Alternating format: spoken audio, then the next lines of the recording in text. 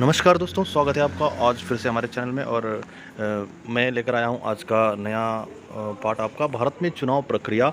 ये 10वीं कक्षा का पार्ट है दोस्तों। हिंदी टेट लिखने वालों के लिए बड़ा ही महत्वपूर्ण पार्ट है और यह तेलुगु मीडियम के बुकों में आपको तेलुगु में मिलता है, लेकिन मैंने हिंदी मीडियम के बुक को ही डाउनलोड कर रखा है। तो चलो आपको बता देते हैं कि यहाँ भारत में चुनाव प्रक्रिया कैसे होती है। What is the election process in India, इसके बारे में यह लेसन है, इलेक्शन प्रोसेस इन इंडिया।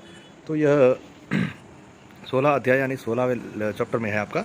और इसके तहत जो है मैं यहाँ एक बात की सूचना आपको देना चाहता हूँ कि प्रजातंत्र यानी लोकतंत्र में ही इलेक्शन की आवश्यकता जो है होती है। इलेक्शन की ज़रूरत जो है दोस्तों, ये आपके प्रजातंत्र में या लोकतंत्र में, डेमोक्रेटिक कंट्रीज़ में ही आवश्यकता होती है, डेमोक्रेसी में ही। सो हमारा डेमोक्रेटिक है भारत, लोकतंत्र है, प्रजातंत्र है, इसलिए हमारे यहाँ इलेक्शन की ज़रूरत पड़ती है। कहीं प्रश्न आपका बने कि इलेक्शन कैसे देशों में ज़रूरतमंद चीज़ है, तो ये प्रजातंत्र या लोकतंत्र में जो है, डेमोक्रेटिकल कंट्रीज़ में इसकी आवश्यकता होती है, ऐसा याद रखिए। तदुपरांत यहाँ आपको ये वोटिंग के जो है कार्ड्स है पुराने, ये सब दिए गए हैं, इनकी ज़रूरत नहीं है। पूछने वाला जो है आपको बिना चित्र के डायरेक्ट क्वेश्चंस पूछते हैं, लेकिन यहाँ देखिए, यहाँ एक चित्र बैलेट बॉक्स का भी दिया है, तो इसके बाजू में आपको कुछ ना कुछ मैटर देगा। तो यहाँ क्या कहा है कि भारत जैसे बड़े देश के लिए, जहाँ विशाल जनसंख्या है, वहाँ सभी लोगों को एकत्र होकर निर्णय लेने में कठिनाई होगी, इसलिए चुनाव की आवश्यकता है। मैंने कहा ना, तो भारत क्या है, लोकतंत्र है, तो कठिनाई से निपटने के लिए हमें चुनाव की ज़रूरत होती है, इलेक्शन की ज़रूरत होती है। इसीलिए यहाँ बैलेट बॉक्स भी दिया है। आजकल तो ईवीएम आ गया है, इलेक्ट्रॉनिक वोटिंग मशीन आ गया है। हमारे ज़माने का जो है ये बॉक्स है, इसी में हम चिट्ठी डालते थे पहले, अभी भी है, सरपंच के वोट में चलता है, बाकी सब नहीं। तो यह जो है, भारत का चुनाव आयोग हमारे देश में चुनाव आयोजित करता है। और चुनाव आयोग यानी इलेक्शन कमीशन, चुनाव आयोग, ये जो है इलेक्शन कमीशन होता है, इलेक्शन कमीशन ऑफ इंडिया, वही हमारे यहाँ इलेक्शन का समय निर्धारित करता है, इलेक्शन का जो है आयोजन करता है, इलेक्शन का पूरा काम वह निभाता है और चुनावों के परिणाम की घोषणा करता भी है, और केंद्र तथा राज्य की सरकार को जो है पेश करता है। यह सब जो भी सूचनाएं हैं, घोषणा या फिर चुनाव का जो भी आपका बनता है सूचना, सूचियाँ, ये सब इसी के द्वारा, और सरकार गठन में आसानी हो गई है इसके द्वारा। किसके द्वारा? इलेक्शन के द्वारा सरकार गठन में, यानी सरकारें बनाने में आसानी हो गई है, ये बात याद रखिए। इसके बाद भारत में चुनाव आयोग कब स्थापित हुआ दोस्तों, ये याद रखने की बात यहाँ पर है दोस्तों कि भारत में चुनाव आयोग यानी इलेक्शन कमीशन ऑफ इंडिया की स्थापना, व्हेन इट वाज एस्टैब्लिश्ड, कब इसकी स्थापना हुई है, तो दोस्तों इसकी स्थापना जो है 1950 जनवरी 25 को हुई है। और यहाँ कहा गया है कि इसका महत्व थोड़ा सा आपको दिया गया है, जैसे इसकी कार्यवाही का क्या क्या है, क्या क्या काम करता है मतदान आयोग, इलेक्शन कमीशन। तो इलेक्शन कमीशन जो है, इसमें आपको मतदाता सूची तैयार की जाती हैं, ये कमिश्नरेट है, इलेक्शन कमीशन ऑफिसर, और कार्यालय कहा जाता है, देखिए यहाँ दिया है आपको, इलेक्शन कमीशन, भारत चुनाव आयोग का कार्यालय यही है। और इसके उपरांत यह मतदाता सूची यानी इलेक्शन के जो वोटर्स होते हैं, उनका जो भी मतदान करने वाले लोग हैं, उनका लिस्ट बनाता है और राज्य सरकारों को भेजता रहता है।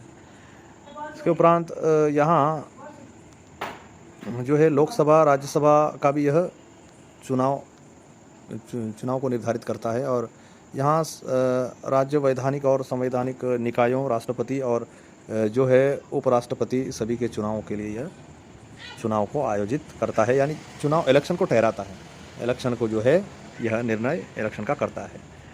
तो यह भारत की कथा है। इस प्रकार इलेक्शन कमीशन ऑफ इंडिया जो है, यहाँ से सारे भारत को चलाता है। इस इलेक्शन कमीशन की एक महत्ता ये भी है, इलेक्शन कमीशन बोर्ड जो है, इसकी प्रेफरेंस यहाँ एक दिखाई देती है कि 25 जनवरी 2010 को जो है, यहाँ 60 वर्ष इसने पूर्ण कर लिए हैं दोस्तों। क्या कर लिया है? 60 वर्ष पूर्ण कर लिए हैं। तो 60 वर्ष पूर्ण करने के लिए यहाँ क्या मनाया गया था, तो यहाँ हीरक जयंती, यानी क्या कहते हैं, हीरा यानी diamond jubilee, diamond jubilee festival, हीरक जयंती या हीरक उत्सव कहते हैं, तो इसी को यहाँ हम अंग्रेजी में डायमंड जुबली ये मनाया गया था। सो इस उत्सव के मनाने के बाद 2010 के बाद जो है क्या आया आपका 2011 आया। अब 2010 में उत्सव मना लिया, उसके बाद 2011 जनवरी 25 से जो है उसी दिन की बात है, तारीख जनवरी 25 को ही स्थापना हुई थी इलेक्शन कमीशन की। इसलिए तब से हम प्रथम मतदान दिवस फर्स्ट वोटर्स डे मना चुके हैं 25 जनवरी 2011 को। दोस्तों लास्ट टाइम यह क्वेश्चन बना था और आगे भी बनेगा, याद रखिएगा। बड़ा ही महत्वपूर्ण क्वेश्चन है, कब से मनाई जा रही है वोटर्स डे, कब से मनाया जा रहा है? तो 25 जनवरी 2011 से मनाया जा रहा है। पहली बार जो है हीरक जयंती इलेक्शन कमीशन ने कब मनाई थी? तो 2010 को मनाई थी। वो 60 वर्ष पूर्ण हो जाने पर मनाई जाती है, जिसे हम डायमंड जुबली फेस्टिवल कहते हैं। अब इस फेस्टिवल के तहत 2011 से हम हर वर्ष वोटर्स डे मनाते हैं, मतदान दिवस। अब यहाँ चुनाव कमीशन के लिए स्वायत्तता का दर्जा जो है कैसे हैं यहाँ दिखाया जाता है। तो यहाँ विशाल जनसंख्या के कारण भारत में चुनावों का आयोजन अत्यंत कठिन है। परंतु अंग्रेजी जो है दोस्तों, अंग्रेजी शासन में जो है दोस्तों, शासन के दौरान चुनावों में जनसंख्या के 14% लोगों को ही मतदान का अधिकार था। ये क्वेश्चन आपका बनेगा। जब से हमारी इलेक्शन कमीशन ऑफ इंडिया बनी है तब की बात अलग है, किंतु इससे पहले अंग्रेजी शासन ब्रिटिश गवर्नमेंट के हाथ में जब भारत था तब केवल 14% लोगों को ही वोटिंग का अधिकार था, राइट। इलेक्शन लड़ने के लिए ये लोग 14% ही लोग लड़ते थे। इसके बाद दोस्तों 1952 में जो है पहले साधारण चुनाव के समय 17.32 करोड़ मतदाता थे, 17.32 करोड़ मतदाता थे। और देखिए लगभग अब तो 100 के ऊपर करोड़ हमारे यहाँ जनता हो गई है, 140 करोड़ तक चले गई हैं। लेकिन मतदाता जब कितने थे? 17 करोड़ 17.5 करोड़ तक ही थे। वर्तमान में यहाँ क्या कहा गया कि 67 यानी 67 करोड़ से भी अधिक यहाँ ऐसे देश के लिए मतदाता है कि 67 करोड़ 67 करोड़ एबो यहाँ मतदाता वोटर्स है। अभी ज़्यादा बढ़ गया है, ये तब का हिसाब है, फिर भी इसी के अनुसार पूछेगा दोस्तों। सो यही याद रखिए वर्तमान में कितने हैं, तो 67 करोड़ से अधिक, ये अधिक की बात याद रखिए, राइट।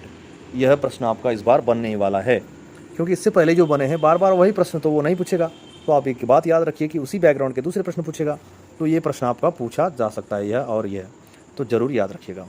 इसके उपरांत दोस्तों यहाँ मैं टेक्स्ट बुक सामने रख कर बात कर रहा हूँ कि मैंने लास्ट टाइम जब लिखा था तो मुझे 50 मार्क सोशल के मिले थे। इसी के उदाहरण पर, इसी के आधार पर मैं आपको बता रहा हूँ कि भैया आप लोग भी पीछे ना रहिए। और यहाँ केंद्रीय चुनाव आयोग, central voting commission, election commission of India के बारे में क्या कहा गया है? केंद्रीय चुनाव आयोग के पास चुनावों के आयोजन के लिए पृथक कर्मचारी नहीं है। दोस्तों ये बात सही है कि कर्मचारी नहीं होते, यह भी क्वेश्चन अब इस बार बनने ही वाला समझिए, क्योंकि कंपटीशन ऐसी है, लड़ाई झगड़े यहाँ तेलंगाना में हो रहे हैं। तो कर्मचारी नहीं होते हैं, बल्कि सरकारी स्कूलों के टीचर्स को ये अपने कर्मचारी, अपने एम्प्लॉइज़ बना लेता है उस समय जब उसको सर्वे लेना पड़ता है तब।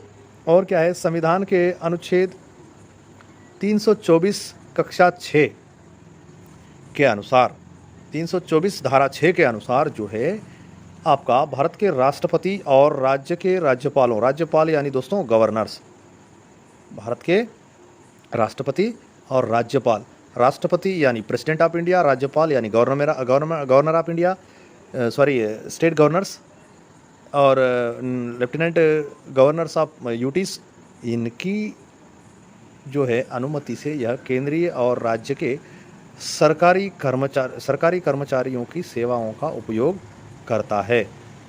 तो यहाँ क्या कहा गया है कि राज्य के सरकारी कर्मचारी, इससे पहले मैंने कहा था कि राज्य के स्टेट के जो टीचर्स होते हैं उनको भी उपयोगी में लाया जाता है। तो यहाँ स्टेट गवर्नमेंट के एम्प्लॉइज़ को यहाँ इलेक्शन के लिए यूज़ करता है। और ठीक है दोस्तों, इसके बाद आपका हो गया ऐसे समय के दौरान चुनाव कमीशन का सरकारी विभागों पर पूर्ण नियंत्रण होता है। यानी उस समय जो भी व्यक्ति है, सरकारी एम्प्लॉय भी है, लेकिन उसका कंट्रोलिंग पावर जो है उस व्यक्ति पर चलता है। चुनाव आयोग का कंट्रोलिंग पावर किस पर चलता है? जो भी एम्प्लॉय है उस पर उसका पावर, अधिकार जो है चलता है दोस्तों। और इसके उपरांत देखते हैं, यह क्वेश्चन ज़रूर याद रखिए, ठीक होगी बात। और इसके उपरांत मैं आपको बताऊं तो दोस्तों, चुनाव आयोग के बारे में, यहाँ चुनाव आयोग का जो चिन्ह है, मुख्य चुनाव आयुक्ता, चीफ इलेक्शन कमिश्नर, यहाँ ये भी दिया गया है। देखिए, तो मुख्य चुनाव आयुक्ता यानी चीफ इलेक्शन कमिश्नर जो होता है, इसको आयुक्ता कहते हैं। क्या कहते हैं? आयुक्त। आयुक्त भारत के चुनाव, देखिए, मुख्य चुनाव आयुक्त भारत के चुनाव आयोग के प्रधान होते हैं। अब आयोग के प्रधान जो होते हैं ये कमिश्नर होते हैं। अब इसकी बात करें तो अब सहज और केंद्रीय और राज्य विधानमंडलों की जो इलेक्शन होती है, ये सहज और निष्पक्ष चुनावों के आयोजन के लिए इसका प्रयास चलता है। संवैधानिक स्थिति के अनुसार यह चलता है, संविधान के अनुसार। यहाँ क्या कहा गया है कि इस आयोजन के लिए, निष्पक्ष मतदान आयोजन के लिए एक बात कही गई है कि भारतीय संविधान मुख्य चुनाव आयुक्त को कुछ शक्तियों की गारंटी देता है। तो यह संविधान क्या करता है? कमिश्नर को, इलेक्शन चीफ कमिश्नर को कुछ गारंटी देता है, कुछ अधिकार भी देता है। प्रायः ये क्या चीज़ है? भारतीय लोक सेवा से होते हैं, ये भारतीय लोक सेवा से ही संबंधित होते हैं। और इनका कार्यकाल जो है 6 साल या पहले 65 वर्ष हो जाए तो कमिश्नर की ड्यूटी आउट, ये रिटायर्ड हो जाते हैं, उसको निकाल दिया जाता है, वहाँ से पदच्युत कर दिया जाता है। फिर पहले और दोनों में से जो पहले होता है, मैंने कहा, या 65 वर्ष या 6 वर्ष, उनके पद पर आकर जो हैं, इतने जिसमें भी जो पहले हो जाए 65 वर्ष की उम्र, या फिर उनके 6 साल पूर्ण हो जाए, तब 6 साल के बाद इलेक्शन कमिश्नर को निकाल दिया जाता है, वहाँ से वो चला जाएगा अपना पद छोड़कर, फिर दूसरे को नियुक्त किया जाता है। दोस्तों, इस प्रकार हमारे भारत के निर्वाचन आयोग का जो है काम चलता है। एक चुनाव आयुक्त होते थे भारत में केवल एक ही चुनाव आयुक्त होते थे, कहा तो एक ही कमिश्नर होते थे।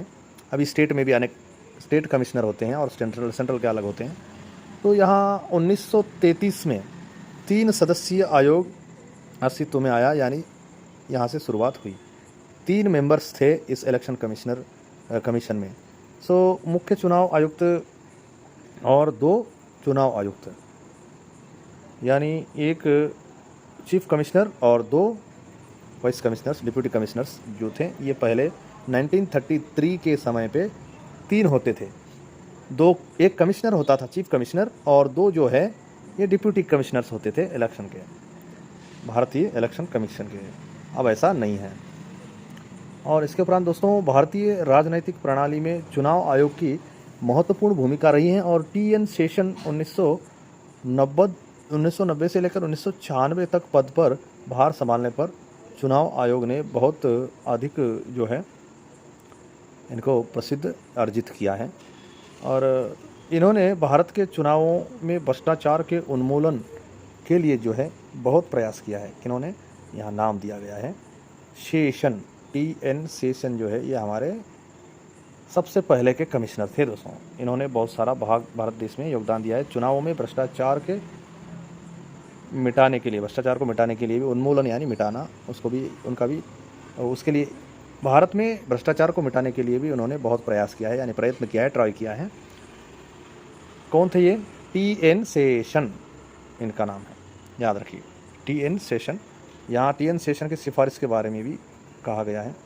तो ये दोस्तों, मैंने जो कहा, ये इलेक्शन कमिश्नर नहीं, ये एक कमेटी, आयोग, इलेक्शन के ऊपर जो एक कमेटी बनाई गई थी, उस कमेटी के ये अध्यक्ष थे टी.एन. शेषन।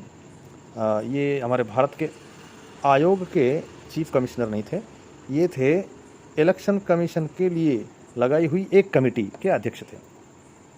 शेषन के बारे में, यहाँ शेषन की सिफारिश के बारे में भी दिया गया है, तो इसलिए वो शेषन जो है अध्यक्ष है दोस्तों, भूलना नहीं। और यहाँ उन्होंने क्या क्या कहा है सेशन कमेटी के बारे में, क्वेश्चन आपको जरूर पूछेगा कि भैया नामांकन में वापस लेने की दिनांक, प्रचार आदि अभियान के लिए 14 दिनों के समय सीमा नियत की जाए और उम्मीदवार एक ही समय में 2 से अधिक निर्वाचन क्षेत्रों से चुनाव नहीं लड़ सकता। उन्होंने कंडीशंस लगाए हैं कि 14 दिनों तक ही यह जारी रख सकते हैं। और प्रचार अभियान के लिए 14 दिन टाइम उनको दिया जाता है। यानी जो इलेक्शन में चुनाव लड़ता है वो अपना प्रचार करने के लिए 14 दिन का टाइम ले सकता है, उतना टाइम तो उनको मिलता है।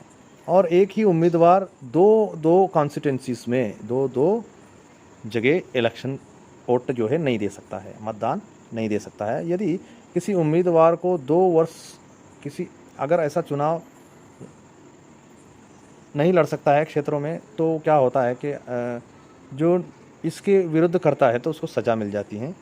तो कितनी सज़ा होती है इसके बारे में एक बार मैं पढ़ता हूँ। एक ही उम्मीदवार एक ही समय में 2 से अधिक निर्वाचन क्षेत्रों से चुनाव नहीं लड़ सकता है, और यदि लड़ सकता है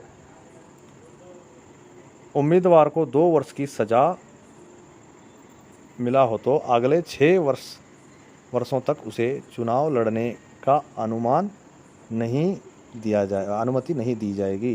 क्या कहा, सॉरी यहाँ दिखाई नहीं दे रहा है, लेकिन फिर भी ये अनुमान नहीं अनुमति है।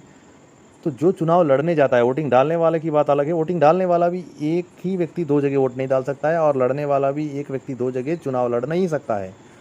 और इतना ही नहीं, बल्कि उसे 2 वर्ष की अगर से सज़ा हुई हो तो वह अगले 6 वर्ष तक जो है चुनाव लड़ने की अनुमति उसे नहीं दी जाएगी, ऐसा कहा। इसमें एक पॉइंट याद रखिए।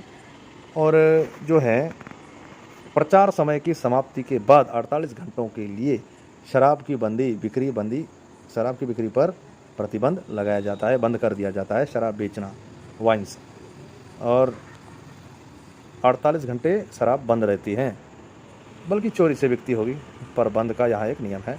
चुनाव आयोग के कार्य संविधान के अनुच्छेद 324 और 329, 324, 329 और भाग 15 आयुक्त के गठन शक्तियों और जो है कार्य के बारे में बताते हैं। चीफ इलेक्शन कमिश्नर के शक्तियां, अधिकार, पावर्स के बारे में जो है ये आर्टिकल्स बताते हैं, जैसे 324, 329, ये दोनों articles election commissioner of India के बारे में बताते हैं और इलेक्शन कमीशन ऑफ इंडिया के बारे में भी बताते हैं।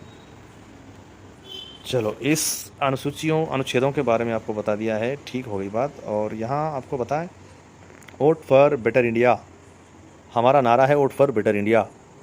मतदान एक अच्छे भारत के लिए बनाएं। और पहले भारतीय संविधान में मत देने की आयु 21 वर्ष की थी दोस्तों। कितने वर्ष की थी?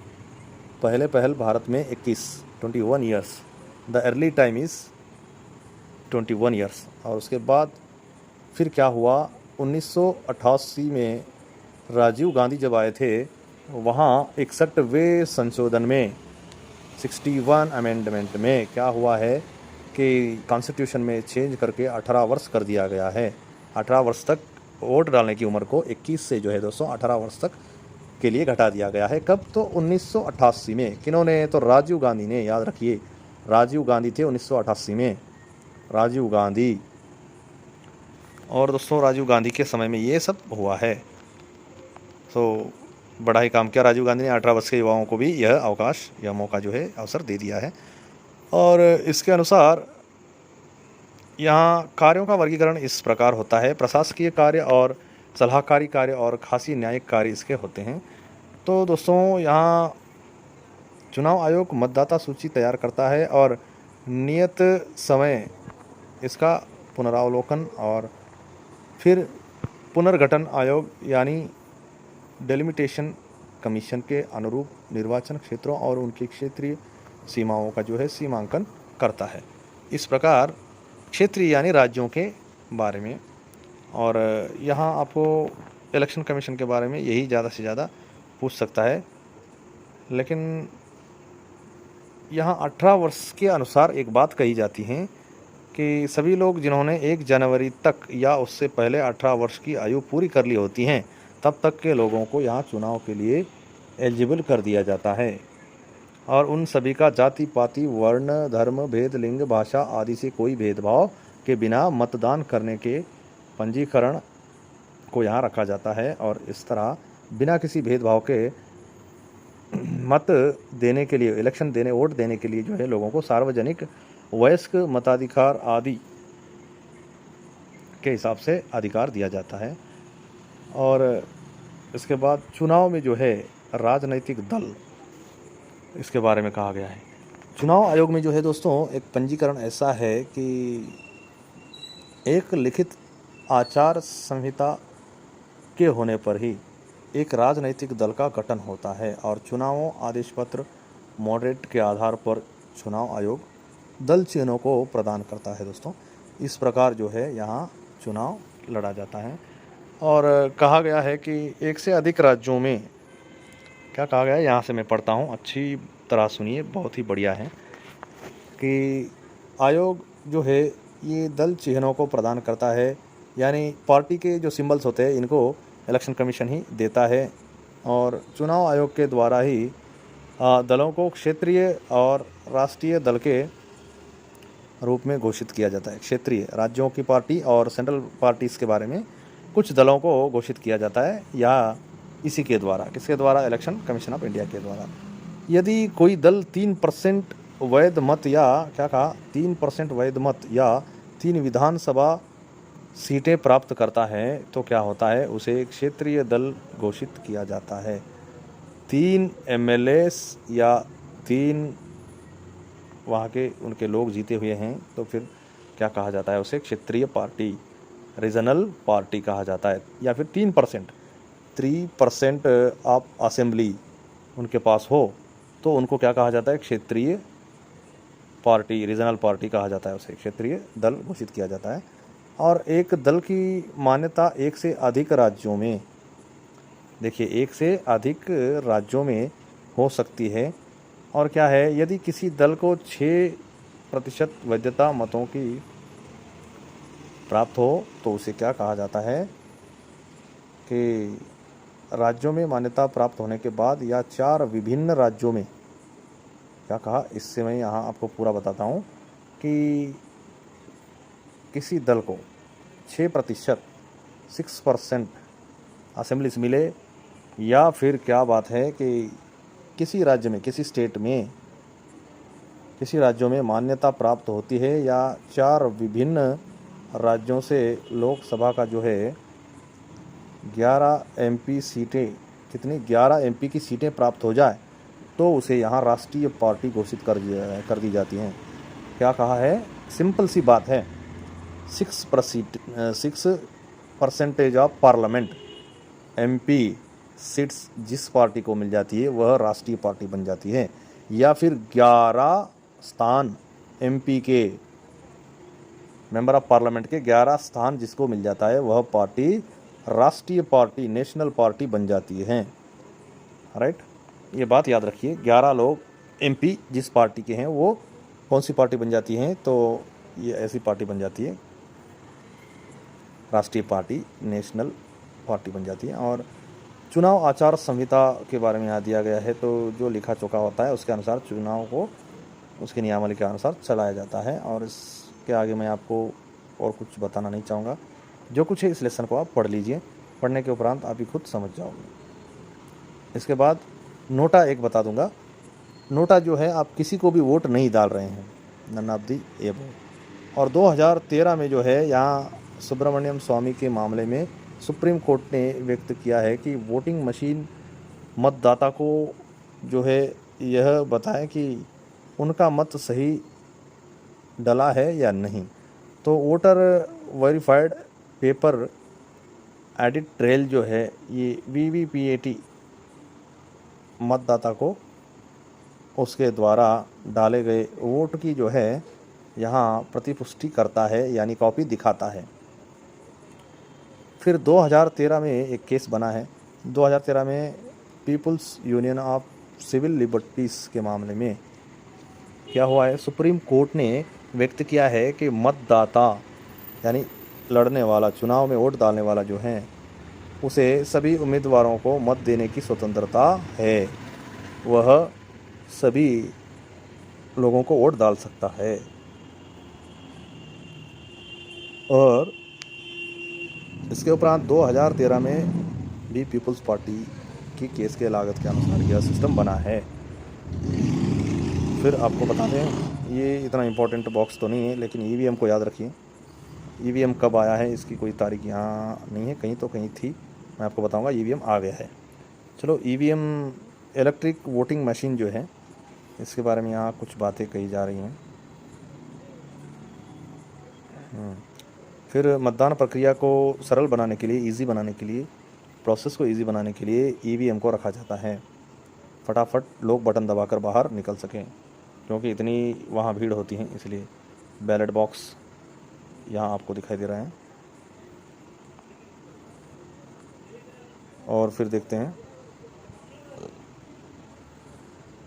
यहाँ की बात करें